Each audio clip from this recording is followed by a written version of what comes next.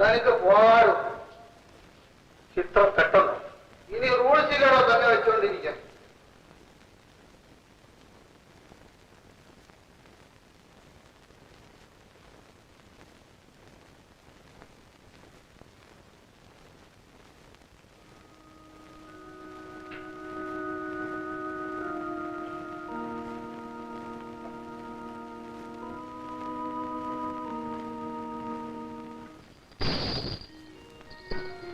മാലതി, മാലതി,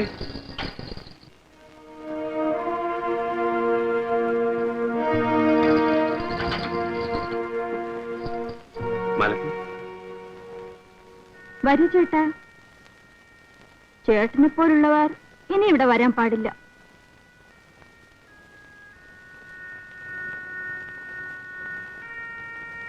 അങ്ങനെ നോക്കാതെ ചേട്ടാ. ഞാൻ എന്താ ഉടുതുണിയില്ലാതിരിക്കുകയാണോ? ചേട്ടനോട് ഞാൻ കാശ് വാങ്ങിക്കില്ല.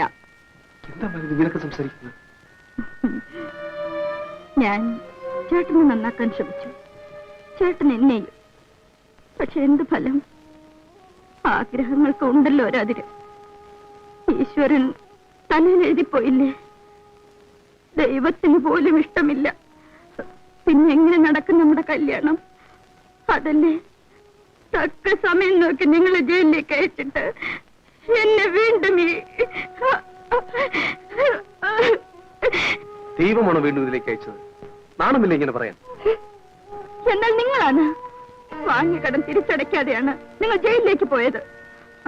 ആ കടം ഞാൻ തിരിച്ചടച്ചു. എങ്ങനെ? വീണ്ടും സമ്പാദിച്ചു എന്ന് പറഞ്ഞ പോരെ? അവന്റെ മുഖത്ത് വലിച്ചെറിഞ്ഞ് ഞാൻ ആ കടം വീട്ടി.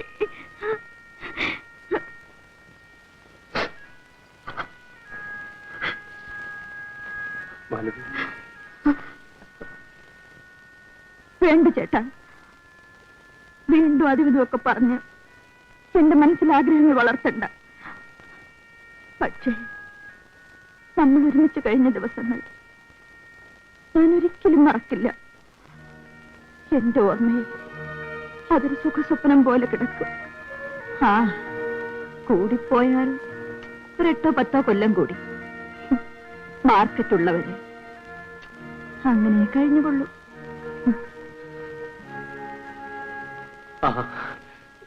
നമ്മുടെ കുഞ്ഞെവിടെ? കുഞ്ഞോ? ഗോപിയോട് പോയി ചോദിച്ചു നോക്കൂ.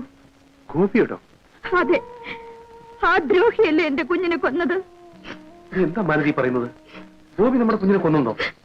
ഗർഭിണിയായിരുന്ന എന്നെ ചേട്ടന്റെ മുമ്പിൽ വെച്ചല്ലേ ആ ദുഷ്ടം നശിപ്പിച്ചത്. അത് കഴിഞ്ഞ് ചേട്ടൻ ജയിലിൽ പോയി. നമുക്കൊരു കുഞ്ഞ് ജനിച്ചു. പക്ഷേ ജീവനില്ലായിരുന്നു. പക്ഷേ ഒരു കാര്യം, തന്റെ ആരാണെന്ന് ആർക്കും യാതൊരു സംശയവും തോന്നാത്ത മാതിരി കുഞ്ഞ് ചേട്ടനെ പകർത്തി വെച്ചതുപോലായിരുന്നു.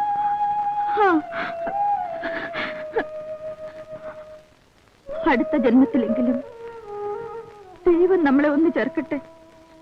പക്ഷെ ഗോപിയെ പോലുള്ള ദുഷ്ടന്മാരുള്ളവരെ നമുക്കൊരുമിച്ച് ജീവിക്കാൻ കഴിയില്ല ചേട്ടാ.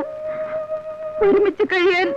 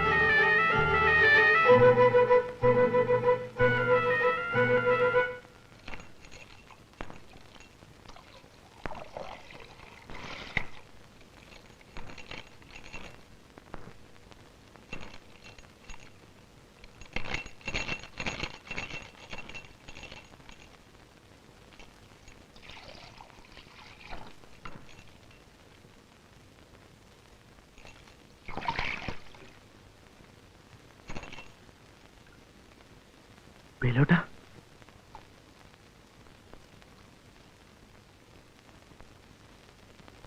വേലോട്ടൻ എപ്പോ വന്നു?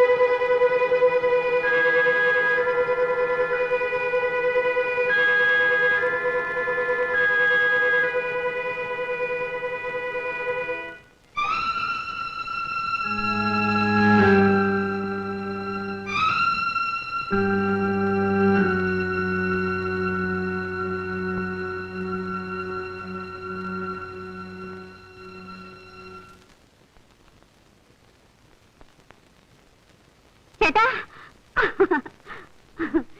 ചേട്ടാ ചേട്ടാ എപ്പോ വന്നു ചേട്ടാ?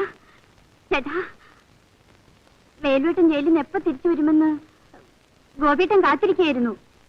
ഇപ്പൊ പണ്ടത്തെ പോലൊന്നുമല്ല, വളരെയധികം മാറിയിട്ടുണ്ട്. ചേട്ടാ ഞങ്ങളുടെ കല്യാണക്കാരിയൊന്നും അറിഞ്ഞില്ലല്ലോ. ചേട്ടനോട് മാപ്പ് ചോദിക്കാനാണ് അന്ന് ജയിലിൽ വന്നത്. പക്ഷേ ചേട്ടൻ കാണാൻ പോലും സമ്മതിച്ചില്ലല്ലോ. അതുകൊണ്ടാണ് കത്ത് കൊടുത്തു വിട്ടത്. ചേട്ടൻ അതുപോലും വായിച്ചില്ലല്ലോ. ചേട്ടാ എനിക്കിപ്പോൾ 3 മാസമാ. എന്നെ ചേട്ടൻ അനുഗ്രഹിക്കണം. ചേട്ടൻ എന്തിനാ കരയുന്നത്?